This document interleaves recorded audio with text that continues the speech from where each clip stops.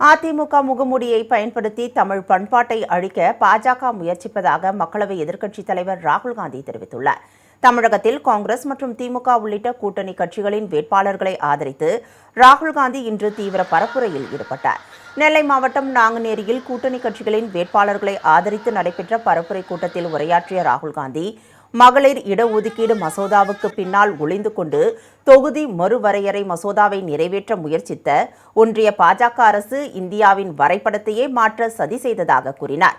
மகளிர் இடஒதுக்கீடு மசோதாவை கடந்த 2023ஆம் ஆண்டு கொண்டு வந்த போது 10 ஆண்டுகளுக்குள் அது நடைமுறைப்படுத்தப்படும் என்று பாஜக அரசு கூறியதாகவும், ஆனால் அதை உடனடியாக நடைமுறைப்படுத்த வேண்டும் என்று காங்கிரஸ் வலியுறுத்தியதாகவும் தெரிவித்தார்.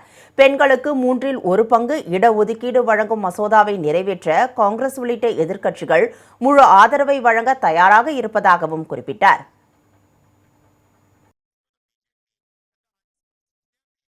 Trying to infiltrate Tamil Nadu.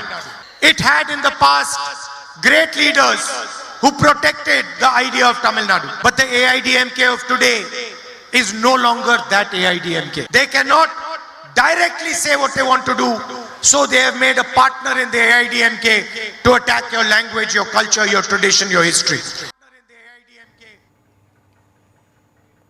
தமிழ்நாட்டிற்கு மகத்தான சமூக நீதி வரலாறு இருக்கிறது என்று கூறிய ராகுல் காந்தி, பெருந்தலைவர் காமராஜர் தமிழக வளர்ச்சிக்கான வலுவான அடித்தளத்தை அமைத்தார் என்றும், இந்தியாவிற்கு முன்மாதிரியான மதிய உணவு திட்டத்தை கொண்டு வந்தார் என்றும் பெருமிதம் தெரிவித்தார். இதுபோன்ற செயல்பாடுகளை பாஜக வெறுப்பதாகவும் குற்றம் சாட்டினார்.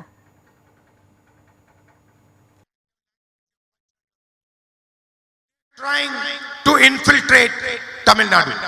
It had in the past great leaders who protected the idea of Tamil Nadu. But the AIDMK of today is no longer that AIDMK. They cannot directly say what they want to do, so they have made a partner in the AIDMK to attack your language, your culture, your tradition, your history.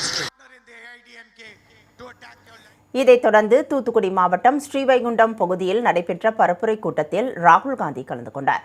அப்போது உரையாற்றிய அவர், அதிமுக தலைவர்கள் மத்தியில் மலிந்து கிடக்கும் ஊழல்களால் டெல்லி பாஜக தலைமையிடம் அவர்கள் சரணடைந்து விட்டதாக கூறினார். அமித்ஷாவும் மோடியும் தான் அதிமுகவை கட்டுக்குள் வைத்திருப்பதாகவும், பீகாரில் நிதிஷ்குமார் நீக்கப்பட்டு பாஜகவை சேர்ந்தவர் முதலமைச்சராக நியமிக்கப்பட்டதைப் போல தமிழ்நாட்டிலும் நடைமுறைப்படுத்த முயற்சிப்பதாக கூறினார். இதை காங்கிரஸ் கட்சி ஒருபோதும் அனுமதிக்காது என்றும் குறிப்பிட்டார். Please look at what has happened recently in Bihar. Chief Minister of Bihar has been removed and a BJP man has been placed there. Past deeds have allowed the BJP to control him completely. And that is what they want to do here in Tamil Nadu. They want to have a government which they fully control. They want a chief minister who does exactly what they say. That is something that we are never going to allow them to do.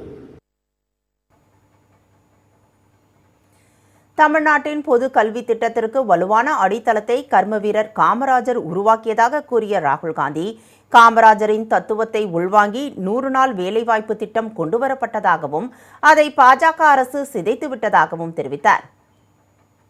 Who is the one person who is not born in Tamil Nadu who will protect Tamil interests? And the answer will be Rahul Gandhi. And this is a relationship that started long back. You had love and affection for my grandmother, for my father, for me, for my sister. And this is a deeper relationship than a political relationship.